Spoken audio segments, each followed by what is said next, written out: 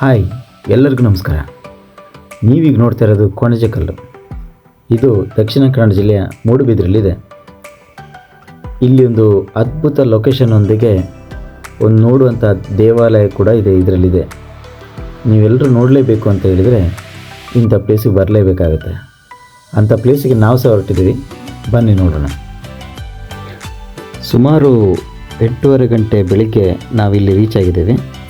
ಇಲ್ಲಿಂದ ಮೇಲೆ ಹತ್ತಲಿಕ್ಕೆ ದಾರಿ ಇದೆ. ಆ ದಾರಿಯೊಂದಿಗೆ ನಮ್ಮ ಪಯಣ ಸ್ಟಾರ್ಟ್ ಮಾಡ್ತಾ ಇದ್ದೇವೆ.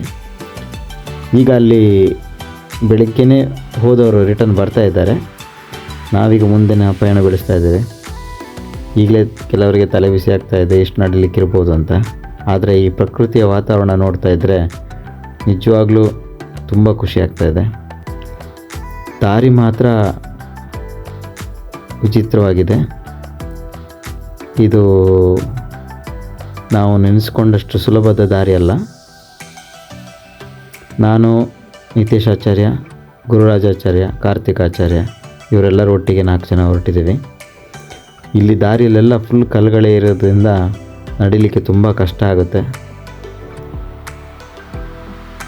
ಇದಕ್ಕೆ ಅಂತೇಳಿ ದಾರಿ ಅಂತೇಳಿ ಅಲ್ಲ, ಅದೊಂದು ದಾರಿಯೇ ಈ ಥರ ಇರೋದು. ಯಾಕಂತೇಳಿದ್ರೆ ಇದು ಬಂಡೆ ಆದ ಕಾರಣ ಬಂಡೆಕಲ್ಲನ್ನ ಮೊದಲಿನ ಚೂರು ಆದ ಬಂಡೆಕಲ್ಲುಗಳೆಲ್ಲ ದಾರಿ ಇಲ್ಲೇ ನಮಗೆ ಸಿಗುತ್ತೆ ನಡಿಲಿಕ್ಕೆ.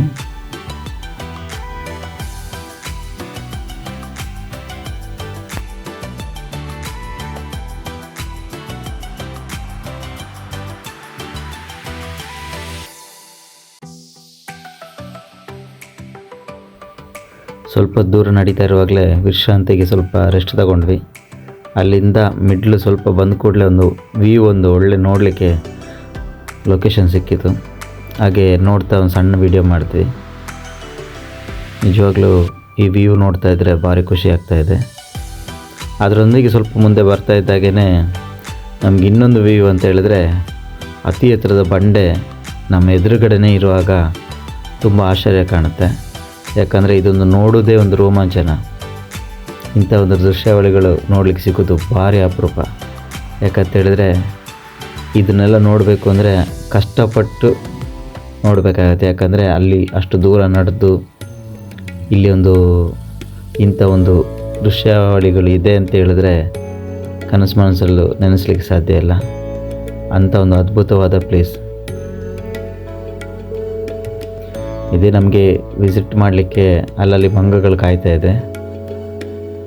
ಆ ಮಂಗಗಳ ಜೊತೆ ನೋಡಿಕೊಂಡು ಖುಷಿಯಲ್ಲಿ ನಾವು ಮುಂದೋದ್ವಿ. ಆದರೆ ಇಲ್ಲಿ ಇನ್ನೊಂದು ವಿಚಿತ್ರ ಕಂಡಿತ್ತು ಅಂತ ಹೇಳಿದ್ರೆ, ಈ ಬಂಡೆ ಕಲ್ಲುಗಳ ನಡುವೆ ಒಂದು ದೇವಾಲಯವನ್ನು ಮಾಡಿದ್ದಾರೆ. ಮೊದಲಿನ ಸಾಧು ಸಂತರು ಮಾಡಿದಂಥ ಒಂದು ಋಷಿಮುನಿಗಳು ತಪಸ್ಸು ಮಾಡಿದಂಥ ಇಲ್ಲಿ ಜಾಗ, ಅವರದೇ ಆದ ಸಮಾಧಿಗಳು ಕೂಡ ಇಲ್ಲಿದೆಯಂತೆ. ಹಾಗೆ ನಾವು ಸ್ಟಾರ್ಟಿಂಗ್ ಎಂಟ್ರೆನ್ಸಲ್ಲೇ ನಮಗೆ ಈ ಬಂಡೆ ನಡುವಲ್ಲಿ ಅವರು ಕಟ್ಟಿದಂಥ ಒಂದು ಗುಡಿಗಳಾಗಲಿ, ಅವರು ಉಳ್ಕೊಳ್ಳಿಕ್ಕಾದ ವ್ಯವಸ್ಥೆಗಳಾಗಲಿ, ಮತ್ತು ಎದುರಲ್ಲೇ ಕಾಣುವಂಥ ಶಿವಲಿಂಗದ ಮೂರ್ತಿಗಳಾಗಲಿ, ವಿಶೇಷವಾಗಿ ಇಲ್ಲಿ ತುಂಬ ವಿಚಿತ್ರವಾಗಿ ಕಾಣ್ತಾ ಇದೆ, ವಿಶೇಷವಾಗಿ ಕಾಣ್ತಾ ಇದೆ. ಇಂಥ ಒಂದು ನೋಡುವಂಥ ಪ್ಲೇಸನ್ನು ಯಾರೂ ಕೂಡ ಮಿಸ್ ಮಾಡ್ಕೊಳ್ಬೇಡಿ. ದಯವಿಟ್ಟು ಎಲ್ಲರೂ ಬನ್ನಿ. ಹಾಗೆ ನಮ್ಮ ಜೊತೆ ಇಲ್ಲೇ ನೆಲೆಸಿದಂಥ ನಾಯಿ ಕೂಡ ನಮ್ಮನೊಟ್ಟಿಗೆ ಬರ್ತಾಯಿತ್ತು. ನಾವು ಎಲ್ಲೋದ್ರೂ ಅಲ್ಲೇ ಬರ್ತಾಯಿತ್ತು. ಅದಕ್ಕೂ ಏನು ನಮ್ಮ ಮೇಲೆ ಪ್ರೀತಿಯಾಗಿದೆ ಅಂತ ಗೊತ್ತಿಲ್ಲ. ನಾವಿಲ್ಲಿಂದ ಈ ಪ್ರಾಣಿಗಳ ಇದನ್ನೆಲ್ಲ ನೋಡಿಕೊಂಡು ಕೈಕಾಲು ಮುಖ ತೊಳೆದು ಒಂದು ವನದುರ್ಗೆ ಅನ್ನೋಂಥ ದೇವಿಯ ಒಂದು ದರ್ಶನ ಮಾಡಬೇಕು ಅಂತ ಹೊರಟಿದ್ದೀವಿ.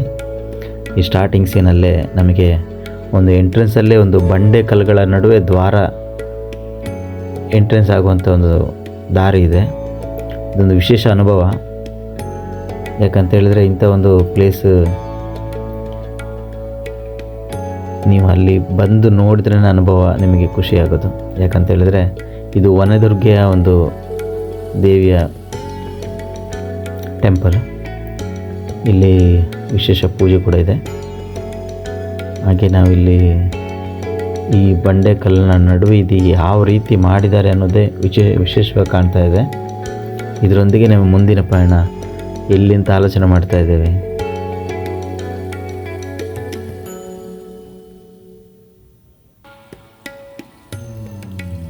ಇನ್ನೂ ಸ್ವಲ್ಪ ಮೇಲೆ ಬಂದರೆ ಇಲ್ಲಿ ಒಂದು ಶಿವಲಿಂಗದ ಒಂದು ದರ್ಶನ ಆಗುತ್ತೆ. ಹಾಗೆ ನಾಗನ ಇದು ಕಲ್ಲುಗಳು ಕೂಡ ಇದೆ.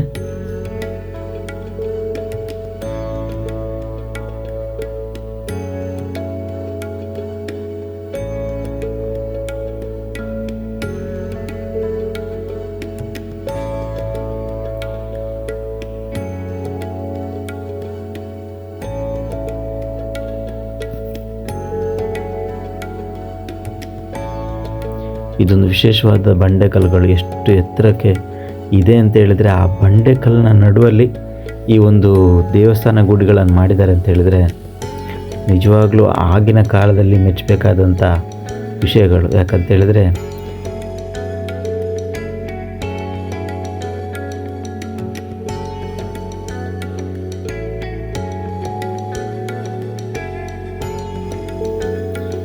ನಮಗೆ ನಡೆದು ಸುಸ್ತಾದ ಕಾರಣ ಸ್ವಲ್ಪ ಹೊತ್ತು ಕೂತ್ಕೊಂಡಿವೆ.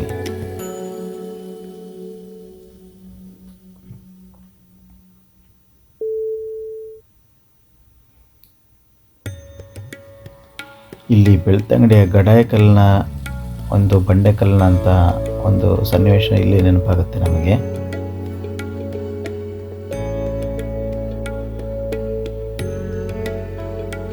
ಇದರ ಆಳ ಕೂಡ ಭಯಂಕರ ಇದೆ. ಯಾಕಂತ ಹೇಳಿದ್ರೆ ಸ್ವಲ್ಪ ಸ್ಲಿಪ್ ಆದರೂ ನಾವೆಲ್ಲೋ ಇರಬೇಕಾಗತ್ತೆ ಅಂಥ ಒಂದು ಭಯಾನಕ ಜಾಗ ಇದು.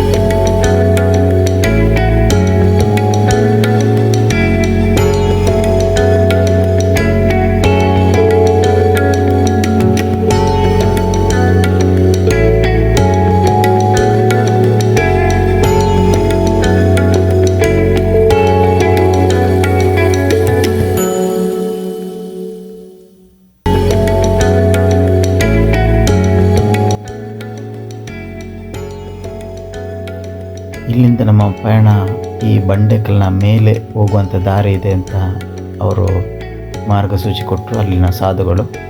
ಅದರೊಂದಿಗೆ ನಾವು ಮುಂದಿನ ಪಯಣ ಬೆಳೆಸಿದ್ವಿ. ಆದರೆ ಅಲ್ಲಿ ಮಾರ್ಗ ಹೇಗಿದೆ ಅಂತ ಹೇಳಿದ್ರೆ, ಅವರೊಂದು ಕೇಸರಿಯ ಒಂದು ರಿಬ್ಬನ್ ಅಲ್ಲಲ್ಲಿ ಕಟ್ಟಿದ್ದೀವಿ, ಆ ಮಾರ್ಗದಿಂದ ನೀವು ಹೋಗಬೇಕು ಅಂತೇಳಿ ಹೇಳಿದ್ದಾರೆ.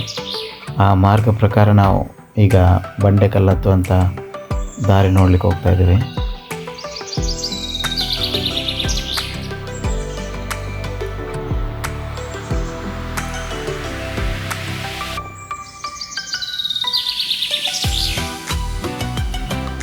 ಇಲ್ಲಿಗೆ ಸಿರಿಗುಂಡಿ ಅಂತ ಕೂಡ ಹೆಸರು ಹೇಳ್ತಾರೆ. ಯಾಕಂದರೆ ಇಲ್ಲಿ ಈ ಬಂಡೆಯ ಮೇಲೆ ಒಂದು ಶಿವಲಿಂಗ ಇದೆ ಅಂತೆ. ಅಲ್ಲಿ ನಾವು ಅಲ್ಲಿ ತೀರ್ಥ ಅಲ್ಲಿಯೇ ಉತ್ಪತ್ತಿ ಆಗುವಂಥ ತೀರ್ಥದಿಂದ ಅದಕ್ಕೆ ನಾವೇ ಒಂದು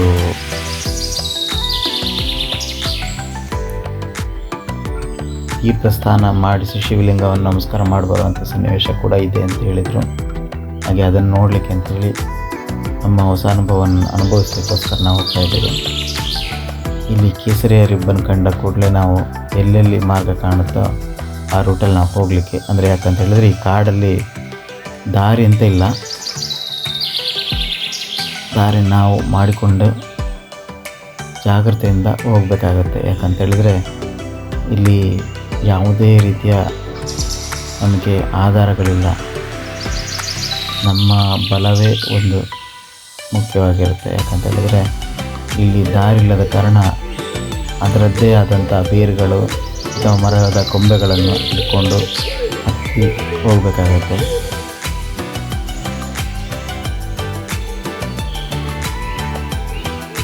ಒಂದು ದಟ್ಟವಾದ ಕಾಡು ಅಂತ ಹೇಳ್ಬೋದು.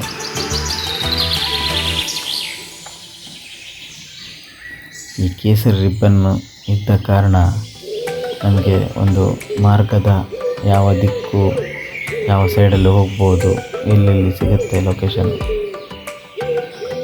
ಹಾಗೆ ನಮಗೆ ಇನ್ನೊಂದು ಲೊಕೇಶನ್ ಸಿಕ್ಕಿದೆ. ಯಾಕಂತ ಹೇಳಿದ್ರೆ ವ್ಯೂ ಪಾಯಿಂಟ್ ಒಂದು ಒಳ್ಳೆ ಸಿಕ್ಕಿದೆ ನಮಗೆ. ಇದು ಎರಡನೇ ವ್ಯೂ ಪಾಯಿಂಟ್. ಅಂದರೆ ನೋಡುವಂಥ ದೃಶ್ಯಾವಳಿಗಳನ್ನು ನೋಡ್ತಾ ಇದ್ದರೆ ಸ್ವರ್ಗಕ್ಕೆ ಬಂದಂಥ ಒಂದು ಅತಿ ಅದ್ಭುತ ಅನುಭವ ಇದು. ನೋಡ್ತಾ ಇದ್ದರೆ ಇಲ್ಲಿ ಕಾಲ ಕಳಿಬೇಕು ಅನ್ನಿಸ್ಬೇಕು ಅಂಥ ವ್ಯೂ ಇದೆ.